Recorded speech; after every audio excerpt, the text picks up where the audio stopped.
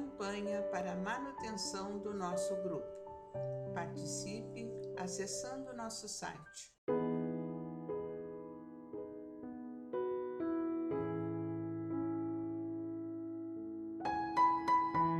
Olá amigos, olá irmãos que nos acompanham nesse canal do Grupo Espírita Francisco Xavier, os preciosos momentos das reflexões diárias.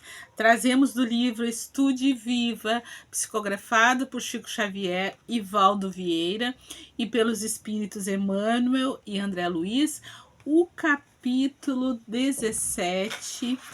E na segunda parte, o título desse capítulo é Acidentados da Alma, e esse capítulo nos traz a questão 943 do Livro dos Espíritos, e está em relação ao Evangelho segundo o Espiritismo, está com base no capítulo 10, item 16. Então, vamos ver aqui a 943 do que se trata, para a gente depois tomar o texto de André Luiz. Diz assim: desgosto pela vida, suicídio. Vamos lá. De onde vem o desgosto pela vida que se apodera de certos indivíduos sem motivos plausíveis? Efeito da ociosidade, da falta de fé e, muitas vezes, da saciedade. Para aquele que exerce suas faculdades com objetivo útil e conforme suas aptidões naturais, o trabalho nada tem de árido e a vida se escoa mais rapidamente. Ele suporta as vicissitudes da vida com tanto mais paciência e resignação, quanto mais age tendo em vista a felicidade mais sólida e durável que o espera. Então, essa convicção, de que a vida continua sempre e que uma parte dela se desenrola aqui no plano terreno, onde nós experienciamos através de um corpo físico os nossos relacionamentos, nosso desenvolvimento, mas ela não termina com a morte desse corpo físico. Então, quando a gente tem essa clareza, fica mais fácil a gente lidar com as dificuldades, com os fracassos, com os recomeços necessários, não é? Então, vamos ver o que André Luiz nos traz sobre essa questão. Ele fala assim: aspectos da dor. Os soluços de dor são compreensíveis, até o ponto em que não atingem a fermentação da revolta. Por quê? Depois disso, se convertem todos eles em censura infeliz aos planos do céu. Ou seja, os planos de Deus para nosso progresso, A enfermidade jamais erra o endereço para as suas visitas. As lágrimas, em verdade, são iguais às palavras. Nenhuma existe destituída de significação. Somente chega a entender a vida quem compreende a dor. A evolução regula também o sofrimento das criaturas e nela se evidencia mais superficial ou mais profunda, conforme o aprimoramento de cada uma. Então, a evolução regula o sofrimento. Se você pretende vencer, não menospreze a possibilidade de amargar algumas vezes a aflição da derrota como lição no caminho para o triunfo. Aprende melhor quem aceita a escola da provação, porquanto sem ela os valores da experiência permaneceriam ignorados. A dor não provém de Deus, uma vez que, segundo a lei, ela é uma criação de quem a sofre. Então, a lei de causa e efeito, né? E esse entendimento de que nós somos herdeiros de nós mesmos. Eu cresci ouvindo da minha mãe, que ainda não tinha visão do kardecismo, de que Deus não dá o fardo maior do que nós somos capazes de carregar.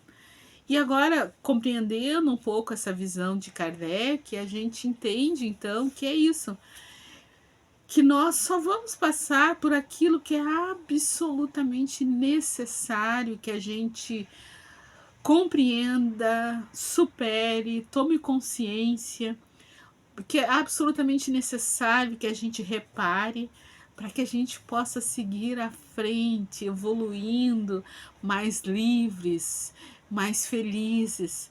Então, tudo que nos é permitido passar é absolutamente aquilo que é necessário. Mas o amor cobre a multidão de pecados. A misericórdia divina já atua a nosso favor constantemente, de maneira que a lei de Talião já não vigora, né? Não é mais o olho por olho, dente por dente. Agora, a lei que impera, a lei maior, é a lei do amor. Então, fora da caridade não há salvação. Então é muito importante, e Emmanuel nos diz também que nós somos livres para fazermos todo o bem que nós pudermos. E o bem, esse bem, será nosso advogado em qualquer parte. Então, o que vai nos aliviar a dor? A prática do bem. O que vai nos aliviar os sofrimentos, as mágoas? O esquecimento, né, das ofensas, fazer ao outro o que eu gostaria que fosse feito para mim, se fosse eu naquela situação de equívoco, né, de erro. Então, é esse olhar para o outro, esse respeito, essa valorização da vida é que nos libertará dos efeitos dos sofrimentos, né? E aí é muito interessante que Emmanuel nos amplia o entendimento e o olhar para que a gente possa superar o egoísmo, o orgulho, para que a gente desenvolva a amorosidade, que é essa força poderosa que nos imanta aos caminhos do Cristo e que nos faz seguir as suas pegadas em toda e qualquer situação da nossa vida. E aqui Adenauer fazendo um pouco, falando sobre a misericórdia, ele nos diz: a misericórdia, quando acionada pelo indivíduo, permite a manifestação do self, né, desse nosso Deus, nosso eu superior, em lugar dos atributos e desejos do ego, né, que nos leva para o egoísmo, por orgulho, né? Em lugar dos atributos dos desejos do ego. O espírito consegue atuar de forma mais direta, mais organizada e harmoniosa, sem a interferência do ego. Então, o Cristo afirma: entra em acordo sem demora com teu adversário, quando estás com ele a caminho. Ele convida-nos, referindo-se à necessidade de apaziguarmos nosso mundo interior face aos complexos e projeções que fazemos a alterar o nosso estado psíquico.